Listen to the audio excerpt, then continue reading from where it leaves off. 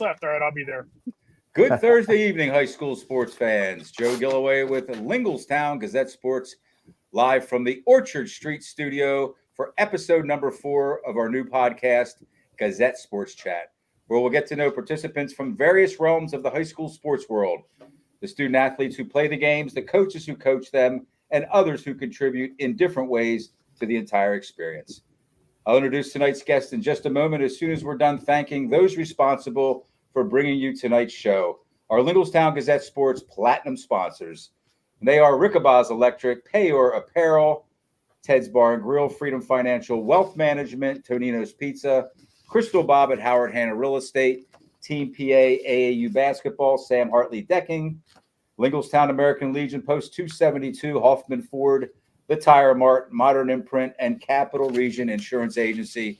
Thank you to those wonderful local businesses for their continued support of Lingelstown Gazette Sports and our area's student athletes. Incidentally, that sounds like a lot of sponsors, but we're always looking for new sponsors. We have a lot of stuff that we're planning on doing. We have a lot of stuff that we're doing right now, and it takes equipment, and it takes at least getting our interns and our volunteers some gas money and some meals and stuff. So this stuff doesn't operate for nothing, and it's fun. It's a lot of fun. So if you have any student intern or any students that you think may want to join us, or others, adults who may enjoy helping us cover high school sports, please send them my way. Upcoming on Tuesday on our podcast here, we have what we're calling Sibling Stars, and they are Wayne Fletcher II and his younger sister Kayla, two of the, well, arguably the best, at least sibling sports stars in the area right now, high school wise. That was a mouthful. And great kids. One of them, Wayne, plays basketball. Kayla plays basketball and softball, and she actually played soccer as well, but she had to kind of get rid of one of the three for time constraints. So we're going to meet there. We'll get to know a little bit more about them on Tuesday. Then on 8/22, August 22nd, that's a Thursday, we're going to bring in Billy Splain from PA Football News, and he and I are going to go at it for about an hour. And then in between, we have live shows this Sunday at Aruga's on Allentown Boulevard, Lingelstown Gazette Sports in conjunction with PA Football News. We have this every year, and we think we have a couple dozen local coaches joining us, and they'll be bringing some players as well. And then the following Sunday, 8/18, we will be at the Lingelstown American Legion, Post 272, and kind of a smaller version of the show this Sunday. I think we have maybe eight coaches, and some that will be with us 2 weeks in a row, and others that will just be joining us on the 18th. So tonight's guests have both been intimately involved in the high school sports world for the past handful of decades and are very qualified to address tonight's topic from two different perspectives. They are football, basketball, and lacrosse. Can I mention lacrosse, Coach Sure. AB? Sure. Okay.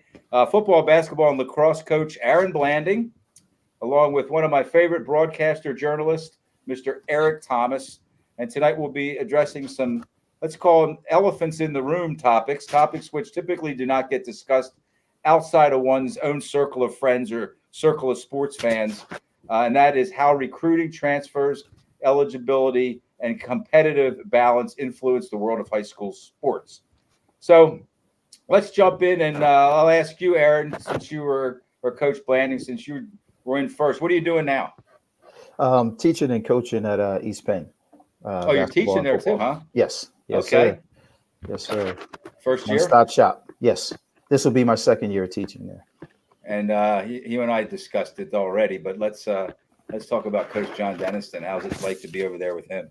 Oh man, he's a great guy. He's a great guy. Makes it fun, makes it interesting, and it's a joy to be over there. That's awesome. So good luck with that, and we'll see it. Coach Denniston, I think, 2 weeks in a row, and you're welcome to join him for either show or both. Really. Okay. Appreciate it. How about you, ET? How you been? Obviously, let's go this way. This lovely curtain that I have in my hotel room. I'm in Johnstown for the week for work. Okay. But, so this is definitely not my style of It looks decor, good. but Looks all right. can't complain. Yeah. And what are you doing now? Yeah. I'm sorry, Joe. Say that again. What are you doing now? Second year with Lawrence County Sports. Second year with Lawrence County Sports. We're doing WPIL football, basketball, baseball, softball, It's been a fun couple years with them. A little bit of work maybe here or there for the Trib out this way in Pittsburgh. But other than that, just, throwing some college football on my plate this fall and, back for another season doing it. Good. Well, we name dropped you a couple of weeks ago. I had Luke Brown on. He was my first guest ever on the new podcast, and he really looks up to you, and I do too. I mean, I think you're one of the best in the business, and I kind of cut my teeth next to you, and I had done a little bit of broadcasting, but I did 2 different District 3 Class 6A championships shoulder to shoulder with you, and I got a chance to see how you operate, and you're one of the best out there for sure. So I miss having you around. Yeah, I appreciate it. I really do miss having you around. So anyway, I just want to mention this too. The last time the 3 of us were together for any show, see if you guys remember this, 2018, it was August of 2018, Linglestown Gazette Sports did a preseason high school football show at Ted's Bar and Grill. That was the first time we ever did it. I think we had maybe 8 different local coaches. Cal came, McNamee, Wechter was there, Irby was there, Joe Heaton was there. Joe Heaton never misses anything. So yeah, this is the first time in 6 years that we've all gotten together like this. So anyway, and we're going to talk about let's just call this kind of some underbelly stuff for high school sports. It doesn't have to be bad, but it's some of the stuff, again, a lot of people don't like talking about. It makes them uncomfortable. Some of it's reality. Some of it's just innuendo and rumor. But I want to start with like the eligibility piece and Sean Lee Jr. I mean, you guys both know, Eric, you were around his freshman year at Harrisburg, and I'm sure you still follow him, at least to some degree. One of the most dynamic athletes in the state of Pennsylvania, no doubt about it. Committed to Pitt, kind of got thrown he got thrown into quarterback in his freshman year because they needed a quarterback, and he's gotten better and better and better. Plays D-back as well. But there's a challenge with his eligibility. District 3 says that he's already had 8 semesters. Talk about, Coach Blanding, what does that 8 semesters mean? Typically, it just means once you start high school, you have your 9th, 10th, 11th, and 12th grade year. So 2 semesters each year, equals your 8 semesters. So, and according to the PIAA, that's how many semesters you're allowed to play. And I don't believe it has anything to do with play, but I believe once you reach high school, you have 4 years to play, 8 semesters to play. How many you play within those 4 years is, really not a factor. Right. You cannot play for your first 3 years or your first 6 semesters. That doesn't mean you still have all those semesters to play. Correct. You've got 6 semesters down. You have 2 left. Correct. To either play or not play. And what's kind of, are you familiar with this situation, Eric? Yeah, I've been following it closely. Yeah. Is that an insulting question? Of course you are. But what's kind of interesting is, though, he didn't take a 9th grade year at Susquehanna Township, which is what a lot of people thought. I thought that too. Supposedly, and I was told this by one of his family members, somebody very close to him, he took some online, one of the local online charter schools, cyber charter schools. So that's kind of what's at question. Are those going to count towards his 8 semesters?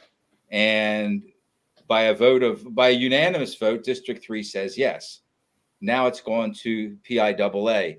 Are either of you familiar with the case enough to know where we are with this at this point? Too late in the draw. I mean, they're playing a game in 3 weeks, 2 weeks? Right. Scrimmage, next weekend, if they have one scheduled. Why are we doing this in August? Why weren't we doing this in June or July? I mean, the school year ended. I don't know when Harrisburg gets out, but I'm assuming it's late May or early June, somewhere in that territory like most do. Why were we not doing this at the end of June? Why does this kid have to get dragged through the mud? And I got a lot of friends that for District 3 that I have a lot of respect for. I have a lot of respect for what the PIAA does too. But why in the hell is this thing getting dragged out to 2 weeks before they're set to take their first snap of the season? That's a great question. And that's one that I haven't really heard thrown around too much, because now they're kind of up against it. And it doesn't seem to me like the PIAA is like making this an emergency or, something that has to happen immediately, because I think it's been 2 weeks since District 3 voted against his eligibility, and they still hasn't. I haven't even heard that there's a meeting set yet. So, and maybe there is, but I agree with you, Eric. I mean, it's time to either go with Lee or figure out that you can't have him, and let his teammates and his coaches and the player who would be backing him up know what's going on, right? Well, and correct me if I'm wrong, they have a transfer from Trinity who I think has done a lot of work with them in 7-on-7. So maybe they've maybe gotten him ready to go. I don't know. I know that a couple people that have watched their 7-on-7. I'm keeping an eye on them as much as I can because there's a pretty good chance we could see them in the state finals in December, and might have a chance to call one of those games. So my understanding that they've gotten a backup ready, but again, I don't understand what is so hard about it. First of all, if the paperwork is good and they can just look at this, it's probably not as cut and dry as this sounds. But if the paperwork is good and there's some type of agreement that this charter school counts as, eligibility or whatever, then it is a cut and dry issue then. And unfortunately, it's probably not going to go in his favor. The second problem, again, and I go back to my original point, is it is what is today, August 8th? When we're doing this, Mm-hmm. I mean, they have a scrimmage next weekend. They've been going through 7-on-7 now for 4 weeks.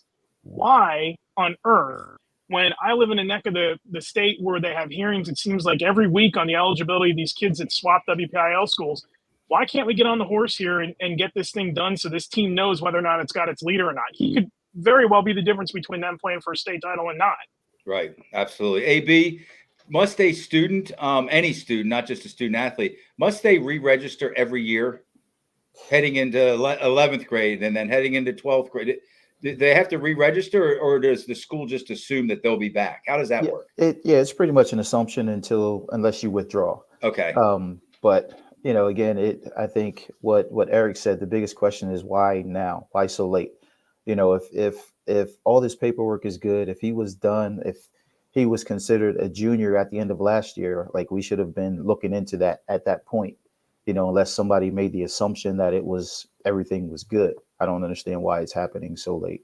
What I don't know is if it's kind of documented somewhere that he did take the 2 semesters at the cyber charter school and then 6 semesters at Harrisburg, if that was documented somewhere and whoever's the powers that be just thought that this guy's done, this kid's done. That could be the case, But anyway, Eric, your point's probably the best one so far. One of the best I've heard is that they need to get this. It should be treated as. I mean, I know high school sports aren't life or death, but it should be treated as kind of a high priority for a lot of people involved, I think. So, and by all accounts, Sean Lee Jr. is a great young man. Awesome student, great kid, great. You know what I mean? There's a lot of upside and a lot of really good things about Sean Lee Jr. that make us want to have him around. That's for sure, especially the caliber team. And Coach, you can speak to this too, but what about this kid's future too? I mean, we're playing with this kid's future as well. So maybe he gets to, if he gets told that he's ineligible to play this season, and then he goes on to, a prep school somewhere or whatever, that he can at least get some snaps in for maybe. You froze, Eric. Why are we not thinking more directly about some of these kids' futures and how we're holding them up? Yeah, he could transfer to Interact school, a Westtown or one of those schools. Where they're not going to, it doesn't matter how many semesters he's going. That's another really good point for sure.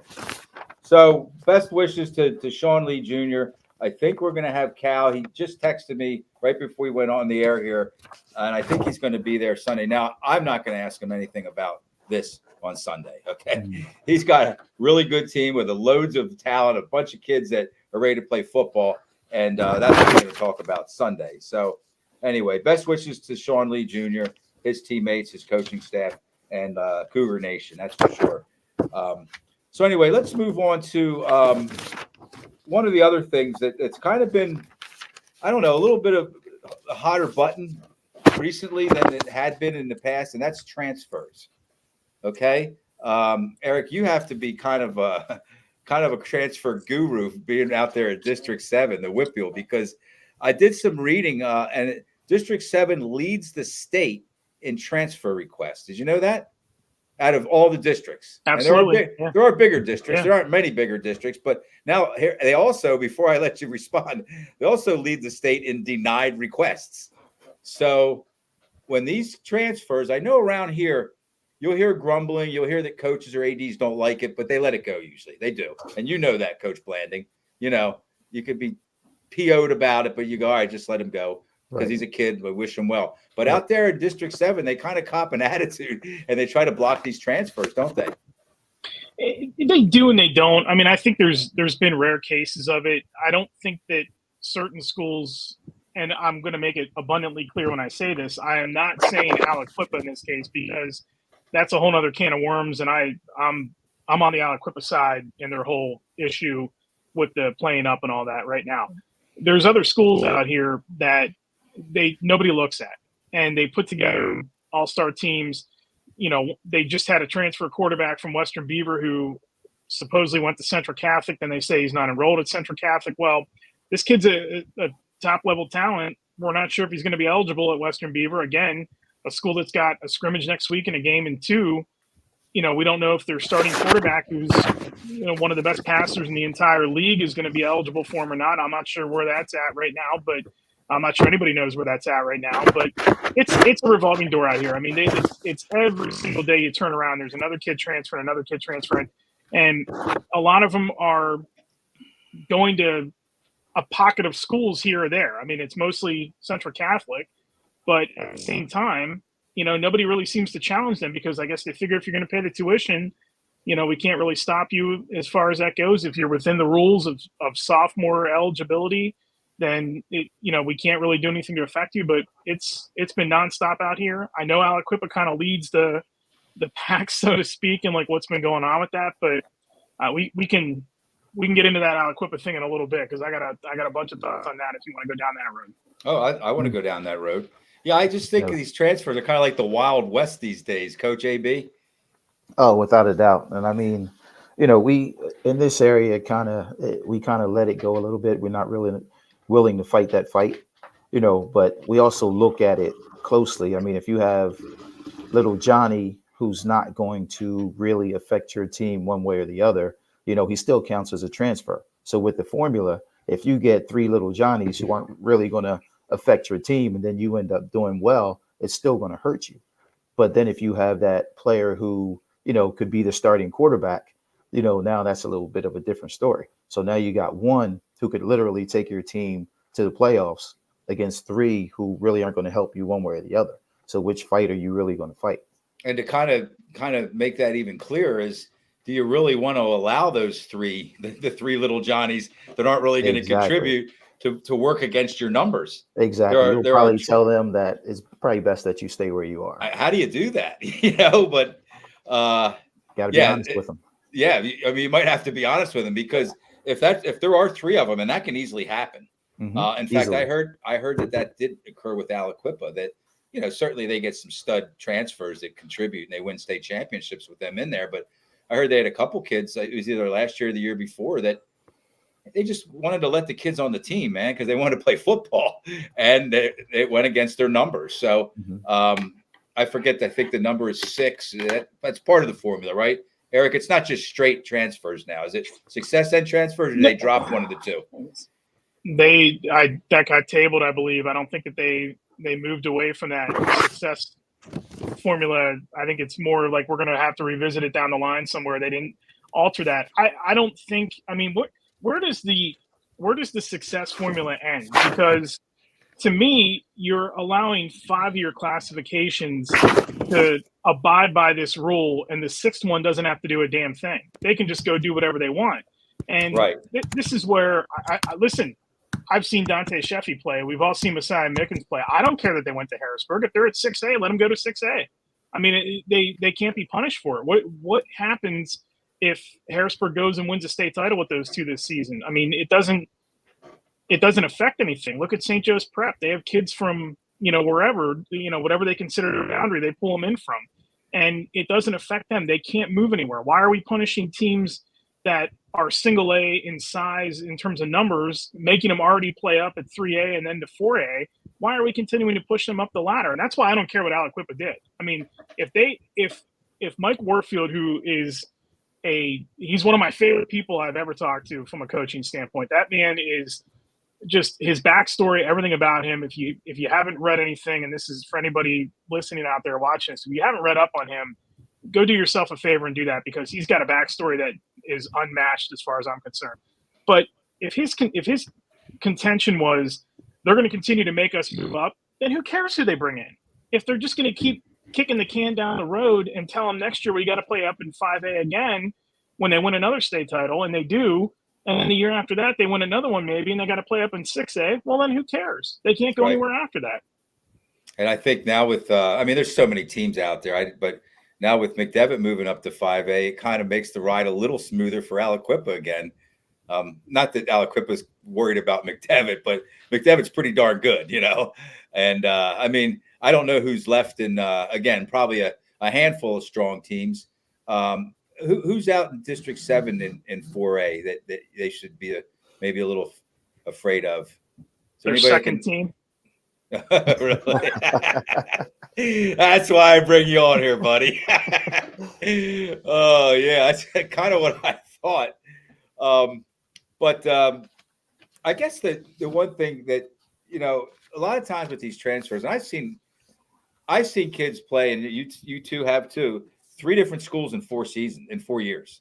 It doesn't happen often, but it happens because they start at one school and then they change to another one, like their sophomore or junior year, and then they go, whoa, that's not what we expected there.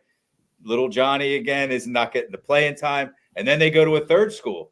And then we feel bad for the kids. A lot of times we do, or people do.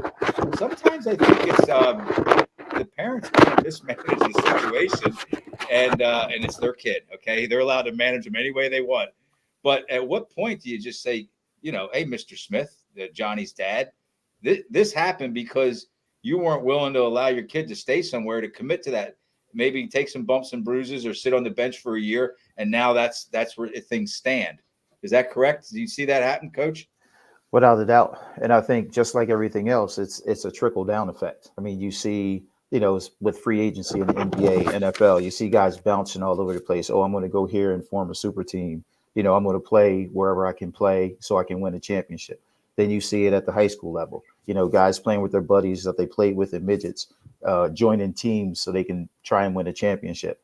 And then you see it at the midget level as well, where, now you got to sign a waiver to go play at for another team. Like, it's just a trickle down effect. And I think one big thing is, parents got to be realistic. And I still don't think we're at that point where some parents are realistic about what's really going on with their kids. They could be great parents. I'm not picking on parents. Okay. No, not they at all. Can be great parents, and they have their kids, well-being in mind and in their heart. And it's just, it's tough when it's your own kid and you think that they may be not being treated as well as they should be, or whatever. We've seen it how many times. And sometimes they're correct. Sometimes you might get they're right with a coach, and it might be held against the kid or something like that. We're not saying that doesn't exist at all, but I think a majority is parents are looking for something that really isn't there all the time. Right. All right. So let's finish this topic up with: is the PIAA inconsistent with enforcing these laws or these rules, Eric? Or can they be? Are they sometimes inconsistent? I think there's some inconsistency with it, and the way that I would change it is not going to be what a lot of people want to hear. But to me, if you are going to tell a kid that he can't play in the postseason, what's the difference if he helps his team get to the postseason? Why are you taking the postseason away from him? He's already done the most important part of the job, and that's helped get his team there. I'm talking about kids that actually are going to perform and start or have a big role on the team. So I think in some manner they need to alter the postseason eligibility thing. I don't think it really does anything to enforce the rule if then you tell a kid, okay, well, you can't play your junior year in the postseason, but when you come back for your senior year, you're fine. Well, what difference does that make? Why is a lost postseason? Why are you punishing the team for the other 20 or 50 guys or whatever that are on that team that have worked their tail off all season long, but then next year you're going to say that it's okay for that kid to come back and play. That doesn't make any sense to me. I think something needs to be done there. I do think that they need to extend the window if they're going to keep, instead of saying like after your sophomore year, I think it's fair to say junior year. I think you have to. I think you can play a sophomore year and then still transfer before a junior year, maybe even up to beyond junior year. I don't know. I don't think you should be eligible to play if you transfer to a school after the fall and play in the spring. I don't think that's fair at all. Which is what Messiah Mickens and Deontay Sheffy did. They ran track, or they at least got on the track. I'm assuming they ran track, but once you register at a school and you play one sports season, and correct me if I'm wrong, then you're okay to start the next year or the next season out, and you won't lose postseason eligibility. Correct. Yeah. The other thing that they need to look at is they need to look at the success formula thing too, because again, you can't continually punish the schools that are in 2A, 3A, 4A, and tell them that they have to move up every year, but then 6A can just do whatever they want. I mean, what are we aiming for here? We're trying to get every school in the state to be a 6A team. That's eventually it's going to top out. Yeah, exactly. Going to top out. That's where it's going to end, and that's not going to be a successful formula for anybody, because there are schools like Aliquippa that voluntarily playing up should also factor into whether or not you get bumped up. And I really do think that they have to look at that. If you're take McDevitt, for instance, they have all world talent. I understand that.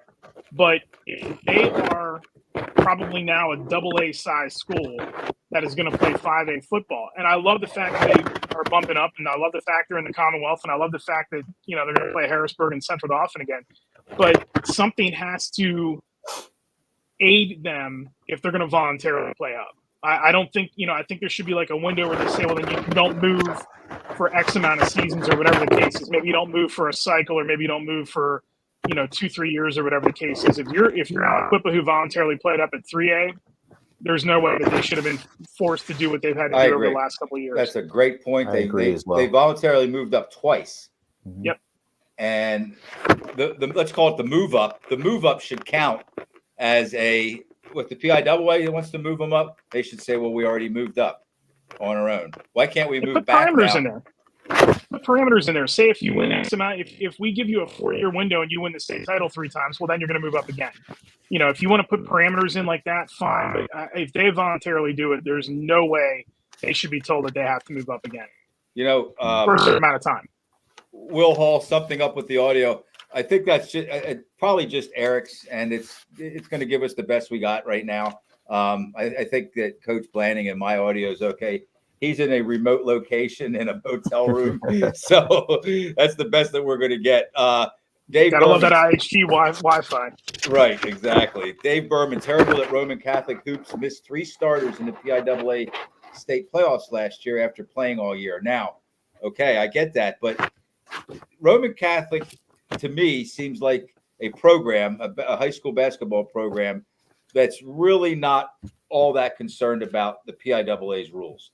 And I don't say that disrespectfully, but they're just out there unabashedly recruiting players. Okay. Now we lost Eric's video. So, Coach AB, you follow them enough. I mean, you follow all sports enough. How about a Roman Catholic that they don't seem to, their goal is to win the Philly Catholic League, right? Correct. Yeah. Their primary goal. Now, if you sideline 3 of Roman Catholic's players for the PIAA, is that a case where at some point they should have to pay a price because they just kind of rip through the rules and just we hide it around here if we're trying to recruit somebody. They don't, right? Right. Well, a lot of schools down there don't. And again, it's not being disrespectful, calling a spade a spade. It is what it is. You look at Newman and Goretti, as well. Right. They've got kids from 3 different states, on their squad, and nothing's going to happen to these guys, so, they're going to get away with what they can get away with, and it's up to the governing body to try and do something about it. But Right. we can complain all we want, but But we're not holding the keys. it starts within their own district, correct, Eric? Like the PIAA is just not going to come hovering down, and it's going to be up to District 12 to kind of police themselves, and then it'll go up to the PIAA if something's not decided at the District 12 level. That's my understanding. Districts are in place to police it and then Right. pass it along if it needs done. And from the district standpoint, they need to rely on pretty much some coach who gets irritated with the fact that these guys are there to blow the whistle on them. Yeah, I don't see and without naming names, and we all know that there's been a handful of schools that kind of have gotten cherry picked around here. You might hear them grumbling and mumbling and stuff, but we don't seem to go there around here. Mm-hmm. You just you got guys left, and you just try to win with those guys. And I know one thing: the coaches that lose these players, they love those kids and they respect them and they want them to do well. So to try to ruin at least the next year or two of their lives by blocking it, and then do they really want to come back after that? And if they've already enrolled at the new school, they can't come back, right, Eric? That's kind of maybe the issue with that Pitt Central Catholic and Western Beaver situation, right? Yeah, I don't know what they're going to do there, because technically Javian Peel he's a two-time transfer now. If the thing that's going to be the crux, or what's going to decide that case, is going to be whether or not he actually enrolled at Central Catholic. I don't believe did anything in the spring, so this was like all things that were done in the off season. Enrolled at the school, obviously would have never taken a class because they would have been on summer vacation, but technically he is back to Western Beaver. He's a two-time transfer. He's junior eligible, so it's post-sophomore year. I don't know how they're going to rule this thing, but they need to get down to the bottom of it pretty quick. I mean, again, another case that seems pretty cut and dry. If he enrolled officially and then he's a two-time transfer, they got to figure that out. But I don't see, I don't see any benefit in punishing Western Beaver because he wanted to go back there. I don't. Didn't that happen to the kid from Roman Catholic who transferred? Real prominent name. Its name slipping my mind. Who transferred to somewhere in Virginia and then came back, and he lost his postseason basketball. He lost his postseason eligibility because they've had a couple. Yeah. He kind of had. They've had a couple.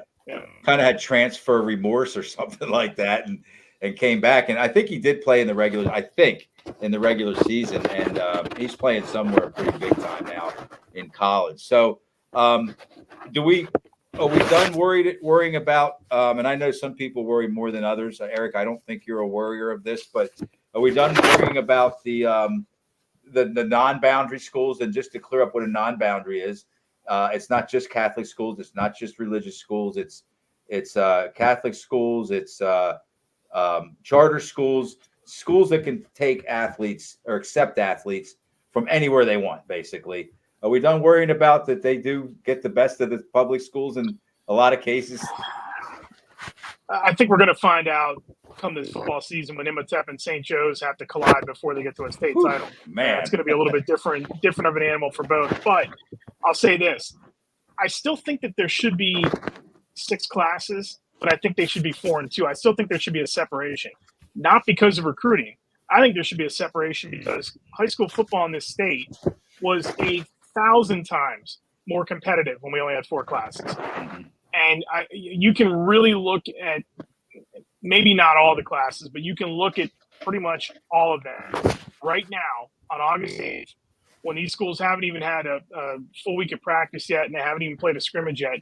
You can pretty much look at who's back where and figure out who's going to be representing what class in the state finals. I mean, we think it's either going to be St. Joe's or Imhotep, barring something. We think it's either going to be Pitt Central, North Allegheny, or Harrisburg, opposite of whoever survives that. Well, there's 5 schools right there. We kind of nailed that down. We assume Aliquippa is going to be in 4A again. We assume Fort Cherry's probably going to make single A. We assume would it shock anybody if Southern Columbia made another state title game? No. The 6 classes has, from a competitive standpoint, it's given more teams a chance to win. That's not always good for competition, though. I think there was 5 returning state champs last year, won again. Am I wrong? Yeah. That's what I was going to say. You start to look like, you're watching replays, from year to year. And it's Boy, probably that Westinghouse is going to be in 1A this year out this way. So that's going to be them in Fort Cherry. I mean, I think Fort Cherry stayed at 1A, but to me, you never knew from year to year, except for when those teams like Central Bucks West were going on their run. You never knew year to year who was making a 4A final. You know, you had windows like where West Allegheny and Strathaven were going to make the 3A final, but the level of football and the competition level was so much higher. I mean, it really was. And it's more is not always better for sports. I always say that when these, you know, pro leagues look at like expanding and things like that. We don't need 8 NFL playoff teams. You know, it's more is not always better. It's nice that it's another week on TV. We don't need 18 games in the NFL. You know, more is not always better in terms of competition. Now, let me ask you this, and I'll move over to AB, Coach Planning, for this because you lived it. We have 6 classifications, but a third, let's just say a quarter to a third of the 6A schools are way bigger enrollment-wise than the rest of the 6A schools. Okay, let's just use East. You head coached at East. They're up between 17 and 1,800 now. Central Dauphin 19, so they're both growing, but Cumberland Valley's heading towards 4,000 guys, and I know that. I think they had 1,900 or 1,950 in 9th and 10th grade, and each class that comes in behind them. So you got, let's just say 35 to 4,000 at Cumberland Valley, and on and on. There's a lot of schools, your North Penns, and so if you have a school with 1,900 versus a school with 4,100, right? Is it just tough luck? You know, this school just happens to have way more kids to choose from. AB? Yeah, and that's where you go with the top off. Like, where do you create another class? Obviously, we don't want another class. We're talking about going the other way here. Exactly. So do you move things around at the bottom, you know, to make it more even. You know, when I was there, we were 4 boys, I believe, above the 5A level when we had to play 6A. You know, so you know, we're growing a little bit. East is growing a little bit. But still, again, we're not competing. East isn't competing with the size of Cumberland Valley, even Reading. I know they're not a football powerhouse, but you look at the number of kids that these schools have. 5,200 for Reading, something like that. Yeah, somewhere in that ballpark. You know, you're tripling, you know, some of the other 6A schools. Well, St. Joe's Prep and Harrisburg both would have been moved to 7A. Just for craps and giggles, it was reported that, you know, these are the 6A schools that qualified or were eligible to be moved up if there were another one. So, and I think, Eric, you mentioned that a little while ago, that there is no, I hate to use the word penalty, but penalty for being a 6A school that you can say it, recruits. Kind of, well, no, what I'm saying is I don't want to say breaks the rules, that hits meets the qualifications to move up in classification, but you can't move them up, is what I'm trying to say. Right. You know, it was at least those 2, maybe one more. I'm not sure if it was North Allegheny or not. I mean, North Allegheny, they're just a big school with great facilities. That to me is the elite high school sports school in the state. What do you think, Eric? It's one of them. I mean, they got a lot of Steelers that live in the Wexford area, so that's no shortage of talent out there. But you know, I don't think a 7A would have been. I don't think the state is equipped for 7. I think the state is more equipped for 5 than I do 6, even. But I don't think that we could.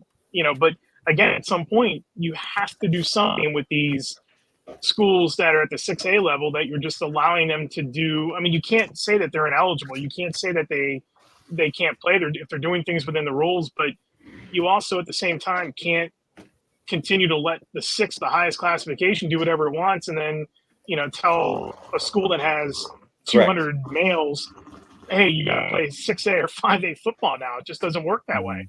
You're giving them the incentive. If you're moving the smaller school up, you're giving them the incentive to want to recruit them. I mean, so you're basically cutting your nose to spite your face. You're saying, well, you can't recruit, you can't bring all these transfers in, but if they're going to go, if a school like Aliquippa moves to a 6A level, well, then you're inviting them to do it.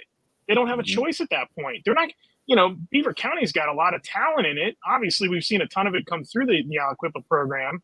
but they wouldn't be able to sustain something like that. They have to go out and try to pull kids in. Right. Yeah. Will Hall's Cumberland Valley issue is their best football players left football for lacrosse. Colton Berge would have been the next big star at CV, but he chose lacrosse. I'm seeing that happen. I mean, that's just kind of, if it's the same sports season, then it's kind of tough luck, I'm seeing that happen at Central Dauphin, that some of the kids that play soccer, some of the kids that play lacrosse may be good enough to start in football. So, I mean, what are you going to do? And I can tell you for a fact that some of it has to do with head injuries. You're going to see more suburban parents, whether they're more educated or they believe it more, and they're not allow their kids to play football. A lot more than it used to be. There's data that'll prove that. That's not Joe Gilloway's just making that up. I mean, it's happening. So yeah, Will, I don't disagree with you, but I think Cumberland Valley and Josh Oswald's on their way back. What do you think, AB? I think so too. I mean, I love what he's doing over there. He obviously ran up against, a wall, trying to change the offense around and getting out of something that was a tradition, and now he's throwing the ball around a little bit. He's got some athletes out there that he's getting out in space. And they were always smash mouth football. So obviously he met with some resistance in the beginning, but I love what he's doing out there. I think he's a great coach, and I think the kids are buying in. And when the kids buy in, then the parents will buy in. So a lot of energy around that program right now. Definitely. You know Coach Oswald, don't you, Eric? Oh yeah, big time. Yeah, good dude. He's doing great. But the point about the kids playing other sports, Joe, whether it be the head injuries or maybe a parent just thinks that my kid's best shot at getting somewhere athletically is going to be to play a sport that fewer kids do, but at the same time help that sport grow. Right. I mean, we could talk about the problem that is soccer right now and how club soccer has basically ruined, the high school game. And if you want to go anywhere within, the soccer world, you basically have to pony up the cash to play these club teams that travel and get the exposure and things. And it's a shame volleyball's starting to go the same way. I know people who have basketball definitely going the same way. I know people that have had to take their kids to other states to get noticed by college coaches when it comes to sports like volleyball. But at the same time, it tells you that it's growing enough that they can do these type of things. But parents are also looking for a way to take their kid maybe from a sport that they love more than the others, but give them the opportunity to get further by playing a different one. I think that's, the multi-sport days are where you'd have a kid that played 4 sports, in a high school season. I think those are pretty much gone. Right. It really is. They're trying to focus in on 1 or 2, maybe like a winter sport and a fall sport, maybe not a spring, but there's kids out this way. Amazing baseball players. They also play football. You can tell which one's going to be their bread and butter. It's going to be baseball.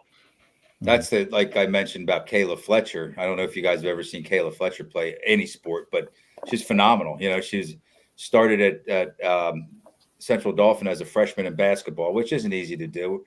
Coach Randy Gambalungi doesn't start many freshmen. And then she was all state this year in her sophomore season in softball. And another, she could have played soccer too. But the point is that I think when she entered high school, before she got to high school, her parents were like, you can't do it all. Like you just said, Eric. Shane Griffiths, we all know Shane Griffiths. He played 4 sports at Central Dauphin. He kicked on the football team, played soccer, baseball, and basketball. He's a point guard. And guess what he ended up going to college to do? Football. The one that he just was there to kick. Yep. So, he gave himself all kinds of options. And he went to Morgan State. Morgan State gave him a full ride, I believe, D1. But you're right, Eric, that a lot of times I think the parents are helping make these, and I'm not going to say these poor kids, their parents deserve to be involved, but I'll say it again. It's just kind of like tough luck. If you're losing players like Harrisburg, they don't lose any players to any other sport. Okay. If you're going to play a fall sport at Harrisburg, it's going to be football. I mean, they have a soccer program, but that's usually some of the Latino kids and stuff like that. They're not losing players to soccer. I can tell you that, right? You guys know that. So when you have a bigger school that has, Cumberland Valley just has really, really stout programs. then maybe some of the kids will be attracted to those programs. Like CD soccer. If they are losing players to soccer, it's because it's a really great program, and there's a lot of energy around it, and they have a coach that kids want to play for, and you just have to make do without them. Basically. So let's talk about Eric. Let's talk about Act 219. Okay, and I don't want to get into it too much. We just talked about it quite a bit, but we hear every year or most years, sometimes they take a break from it, that we got to separate these non-boundary and boundary schools. Okay, and Act 219, which was drawn up and passed in 1972, was one sentence long. Okay, which I just found out the other night. One sentence long. In the Pennsylvania legislature, it was passed. Private schools shall be permitted, if otherwise qualified, to be a member of the Pennsylvania Interscholastic Athletic Association. Is that ever going to change, Eric? I don't think so. A lot of people hate the fact that the Philly schools are involved in this, and St. Joseph's controlled one class in football and basketball. It seems like every year, but I mean, let's be 100% honest. Let's take basketball, for instance. Where's the best talent in the state? I mean, I'm not going to argue with it. Yeah, exactly. So why would I not want to see the best teams, the best talent? Maybe basketball is not going to draw like it used to, at the farm show when you had schools like Carlisle that were going through their heyday and everything. But at the same time, it's you still want the best of the best. I mean, listen. How many schools hate playing St. Joe's Prep? I love watching them. I mean, the only way I'm going to see them is they're how they do things, and when you talk to Tim Roken and how he does things, and like the program that he puts together, and if you talk to him about some of the things they had to go through in 2020, trying to scrape a season together during the COVID year and all that kind of stuff, everybody just thinks they have it easy. They don't. They have to build that, but at the same time, it draws in the best talent. Well, I want to see the best guys in the state play the sport. That's what draws me to it. I don't want to see, no offense to a team that might do this, but I don't want to see like a ragtag bunch of guys just get to a state final, and have it. I want to see the blue chip talent when I go to Cumberland Valley in December. I want to see the blue chip talent when I go to Giant Center in March. That's what I want. I want the best teams, and I want it to be as competitive as it possibly can be. And right now, some of the best talent in the state's in that corner of Pennsylvania. Absolutely. Coach Blaney, how do you feel about that? I agree and I disagree. I agree with what you said before about the 4 and 2, but I think the same thing we talk about when we say, that the 6A schools, even though they're following the rules, there's no penalty. There's no, recourse for what they're doing. It's the same with the Catholic schools. Like, they have no borders. So, they are going to be loaded with the most talent. So you have your other teams play public league championship, and you have, Philly. I think Philly had it right a long time ago, with the public league and the Catholic league. I think it should go back to that. Not that it will, but I think it should go back to that. And you still get to see the top talent. It'll just be PIAA, parochial, however you want to say it. I just think there's too much of a difference between the two. Let's be clear that there is no way to make it equitable, okay? Because let's just say Bishop McDevitt or Trinity, because they're our local, they're not breaking rules by allowing McDevitt.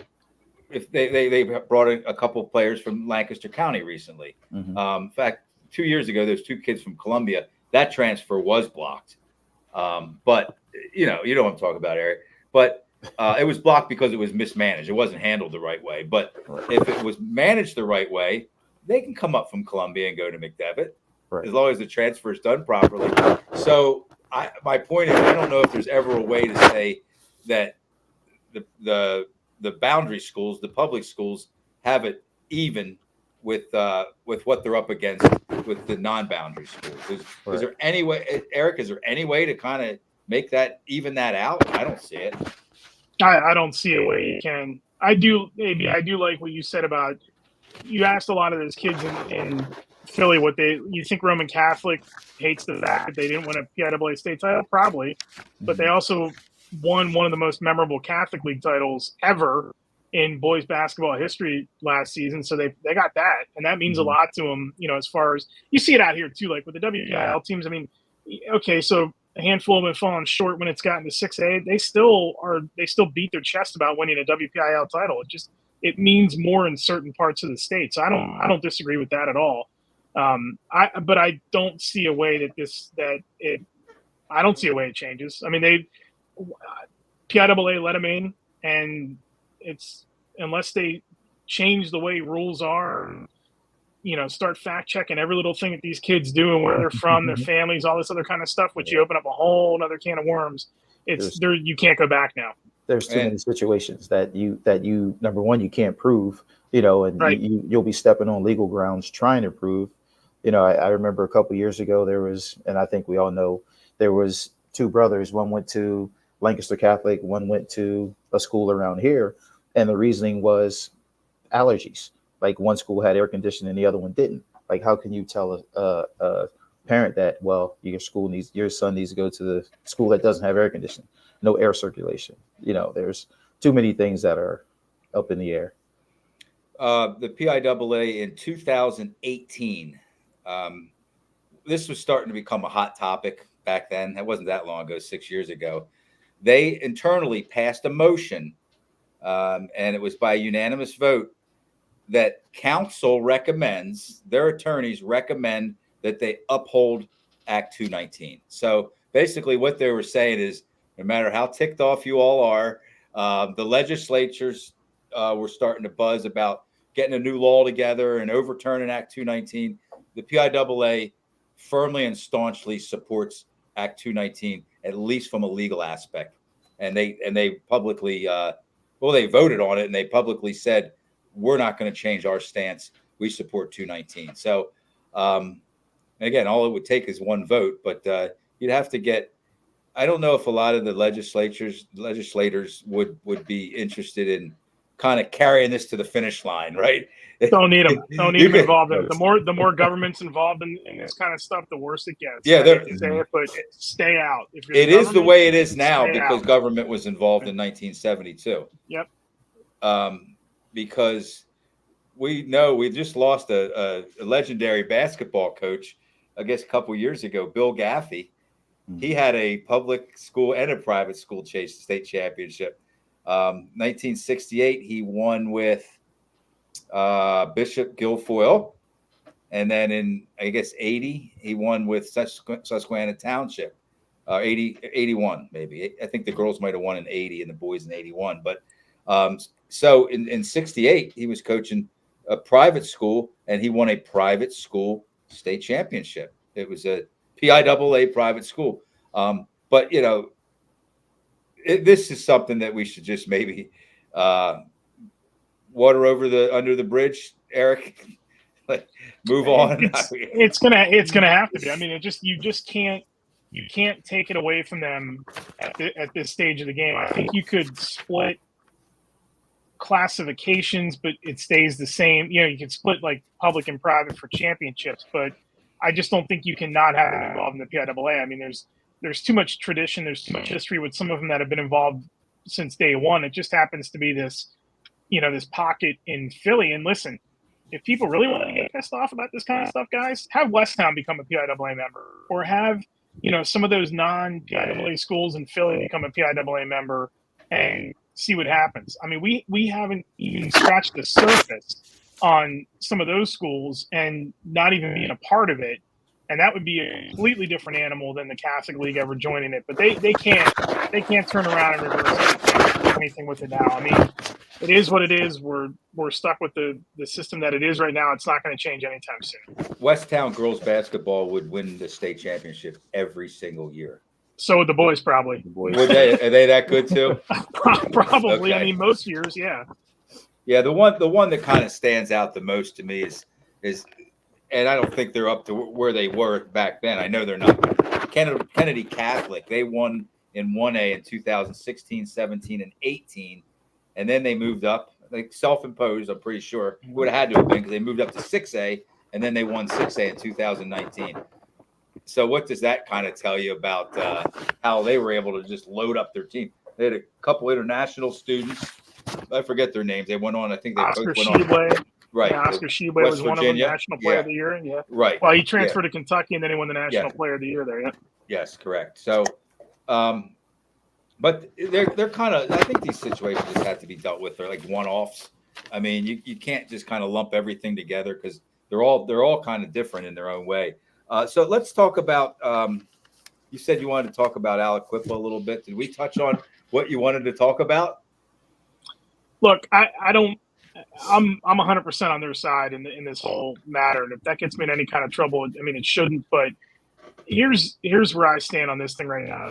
Much like the Sean Lee thing, where it dragged out. This dragged out way too long, and they were told in December, right after they won the state championship, you're going to have to move up.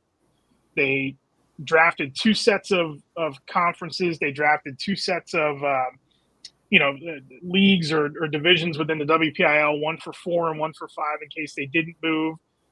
They were told they were going to move. They moved. Then they fought it. They won. They got bumped back down. I mean, it dragged on all summer. There's no reason for it whatsoever.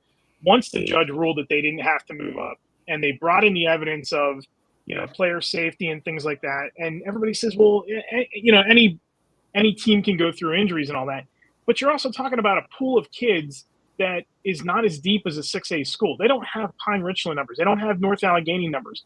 They're lucky if they have, and I'd have to ask Mike about this, but I don't think they had 200 males at that school. I honestly don't know. I did not look at the numbers, so I don't honestly know how many males they had for male enrollment. But they already voluntarily played up. It goes back to my point that if they voluntarily played up, they shouldn't have to move. Okay, they had success. Great. What do you want them to do? Not win? I mean, you're going to hold the transfers against them. One of the things that they brought up in court, and this speaks to something that Coach said a little while ago, some of those transfers that they had, I think they had 6 players that came in. 4 of them didn't even play. 4 of them, I don't know the circumstance behind what they went to Aliquippa for, but if it was just to get in the door of the program and be a part of that tradition, and they still didn't play, I don't know how you factor that against them. There's nothing directly related to the success of the team. Now, you could say if they helped them get better in practice or something like that, okay, sure. But now we're getting way too deep in the layers to it. At that point, everybody practices. Everybody's going to be a part of something somewhere. There's a Rudy everywhere. There's kids that aren't going to play varsity that practice every week and do good things. But at the same time, just dragged on way too long. That school should not have been made to move up. The fight should not have gone on as long as it did. I don't know what would have been gained by pushing that thing into August and delaying it even more, having to redo a schedule, having to redo divisions. Teams are running 7-on-7s. We're getting into heat weeks and the week of scrimmages and things like that. Some schools are still going to take a second scrimmage out this way, but I don't know what was to gain by that. They're going to have to go through it again in January too, and it's going to be an unfortunate matter at that point because I don't know what they fight on their end when they go back. They can't just rehash the same thing over and over again on either side if it goes back to court in January, which it sounds like it's going to if they win another state. Even if they don't win a state title, I think it's probably going to go back to court anyway. Right. AB, what from your perspective, from let's call it the coaches' camp. Eric's in the media, I'm in the media. It seems to me like most people supported Aliquippa not having to move up. Is that kind of how the coaches felt and people that I think it was kind of split, but I think most of us that know anything about Aliquippa or know any of the coaches, the coaching staff, and it's a culture there. Like it's something that the kids want to be a part of. There aren't a lot of kids there, but they're preaching football all year long. There's a history. There's a rich history. Guys in NFL, kids want to be a part of that. So, just because they're winning, with the small number of guys that they have, you can't say, well, they're getting these transfers and they're getting those transfers because a lot of them don't even play, but they want to be a part of a storied program, and they might be carrying the water. They might be holding the bag during practice or whatever. That should not count against them. I mean, these guys work hard all year long. I respect everything that they do.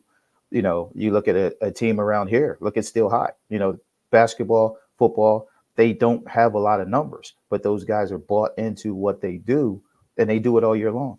You know, Right. Quippa's not losing guys to lacrosse. They're not losing guys to soccer. So they're doing football all year long. That's what they Football do. school, football That's and what they do. basketball, of course, but Yeah, football in the fall. Yeah. exactly. That's what they do. Yeah. So So I'm all for them not having to move up. I'm glad we brought that up because I agree too, and I think it's kind of strange. Not strange at all, really. It's kind of it's a unique situation because I think the average person, even the person that doesn't kind of follow it as much as we all do, understands that Aliquippa is a little bit different when it comes to that, or that Southern Columbia is a little bit different. That the culture's different. It's more intense. It's from when you're 4 or 5 years old. You know, I've seen like girls basketball schools where the parents tell me my daughter, when she was 4 years old, did not want to be a cheerleader. She wanted to be a basketball player, you know, because that's what the culture dictates, or that's what they see, or that's what they're attracted to. And that's exactly how it is at Aliquippa. And in schools like Southern Columbia, Steel High. Mhm. So anyway, I think we're going to wrap this up. Do either of you have anything else you want to throw out there? I try to commit to my guests that we'll go around an hour, and we've gone around an hour. I mean, this could be part one of 2 or 3, really. You know what, Joe? You could probably dust this recording off. Same time next year, we're probably going to talk about the same thing. We just might have to dub over a name or two. That's it.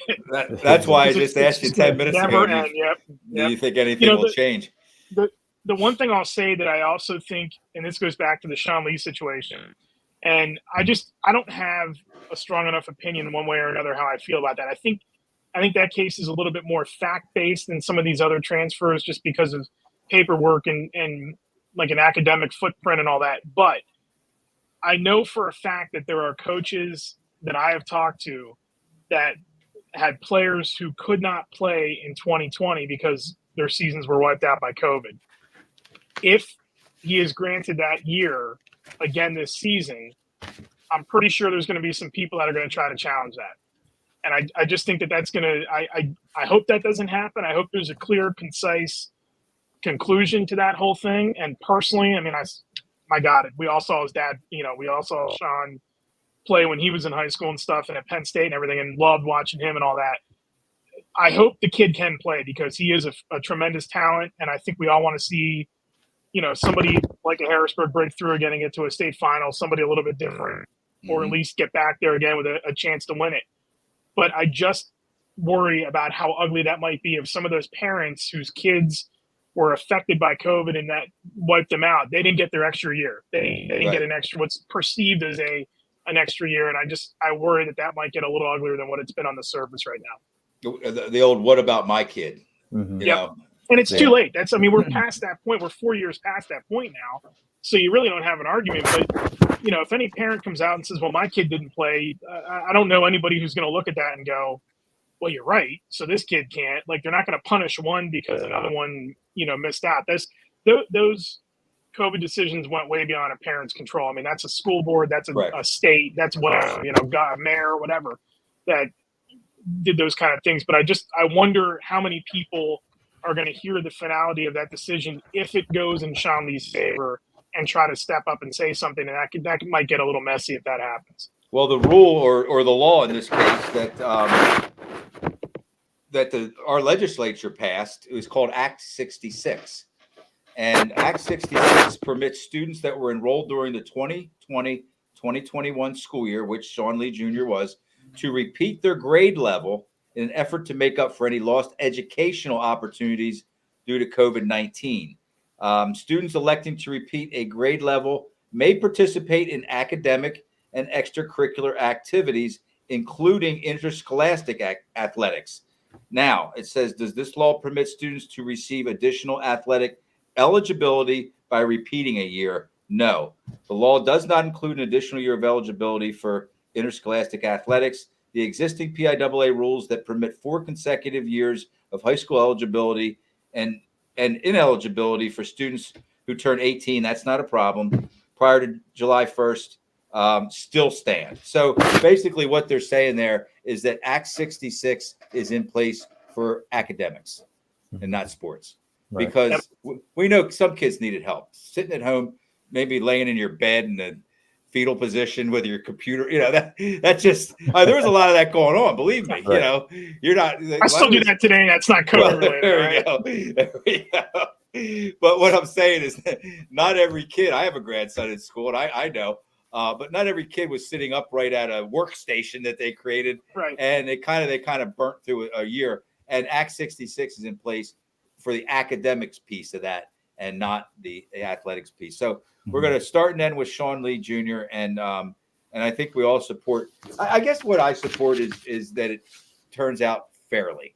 I want it to be expedited, like Eric said a while back. But I don't want him to be treated unfairly. If he should be playing, I want him to be able to play. And if he shouldn't, I think that Harrisburg needs to be notified so they can move forward. Yeah, Fellas, I would love to see him play. I would love to see him play. He's phenomenal. I mean, he's such an athlete, and he won't be able to play basketball either. And he's not even like I got in trouble for saying this once before. He's not really a basketball player. He's just he's a kid that's such a great athlete that he's a really good basketball player. You know, I said that to Mekhi Flowers one time when he was a freshman. I knew he was primarily a football player. I said, so you're a football player that also plays basketball. And he looked at me with the biggest stink eye, like, what are you talking about? You know, he was saying, I'm a basketball player too. So if there's anybody from the Sean Lee camp, I know I know he's a basketball player, but he's just such a great athlete that he could probably do just about anything. Fellas, thank you very much. I'd love to have you on again. Eric, you know I'm going to be bugging you down the road. Anytime. Here. Yep. Yeah. Anytime. AB, thank yes, you. Sir. Great Appreciate seeing you. Come out this Sunday. We're going to be at Aruga's, kind of in the courtyard there. You know, that courtyard area, the Allentown Boulevard. We have that whole area set up. And then the following Sunday, we'll be at the Linglestown American Legion Post 272. Come on out with Coach John Denniston. And I'm so glad you hooked up with that guy, man. I know there's a lot of excitement and energy over there for that football program. So Definitely. I think you're in a good place. Eric, get out of that room, man. What are you doing tonight? You're going to sit in there all night? I got football on. I'm good. You know? Okay, you're good. So, fellas, thanks very much. So, for Coach AB, Aaron Blanding, Eric Thomas, I'm Joe Gilloway. This is Gazette Sports Chat. We really appreciate you sitting in and watching. Take care.